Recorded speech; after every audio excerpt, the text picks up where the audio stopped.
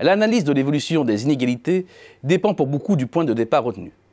Si l'on prend comme base de comparaison l'année 1970, alors le rapport entre les revenus minimums, après impôts directs et prestations sociales, des 10% les plus riches, et le revenu maximum des 10% les plus pauvres, soit le rapport interdécile, a considérablement diminué. Les plus aisés disposaient en début de période d'un niveau de vie 4,6 fois plus élevé que les 10% les moins favorisés, contre 3,5 aujourd'hui. Une réduction des inégalités très forte donc, mais concentrée sur les années 70, 80 et 90, sous l'effet de l'amélioration relative de la situation des retraités, avec la hausse du minimum vieillesse et l'arrivée à l'âge de la retraite de personnes ayant eu des carrières plus complètes, donc titulaires de pensions plus élevées, et des bas salaires avec les revalorisations successives du SMIC. En revanche, depuis les années 90, les phases de hausse et de baisse alternent. La rupture avec la tendance des 20 années précédentes est totale. L'évolution de l'indice de Gini, une mesure plus fine qui intègre l'ensemble des revenus de la population, délivre une information assez voisine. La réduction des inégalités est très marquée jusque dans les années 90.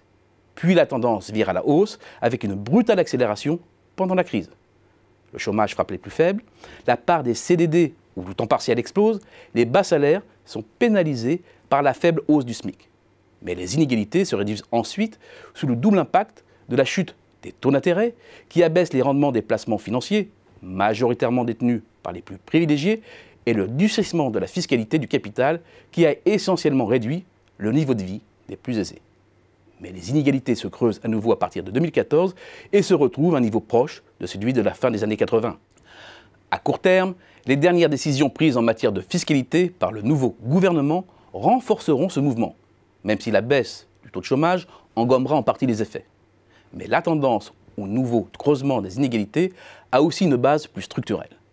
Les revenus issus du patrimoine prennent en effet de plus en plus d'importance, et c'est là une source d'inégalité majeure. Bien entendu, les retournements du marché de l'immobilier, les accidents boursiers rebattent les cartes, mais de façon ponctuelle, et la tendance de fond n'est pas remise en cause. Autrement dit, l'écart s'accentue entre ceux qui disposent d'un patrimoine et ceux pour qui tout reste à faire. Or, il existe une liaison très forte entre niveau de vie et la place prise par les revenus du patrimoine. Plus on s'élève dans la hiérarchie sociale, plus la place des ressources issues du patrimoine dans la formation du revenu global est importante.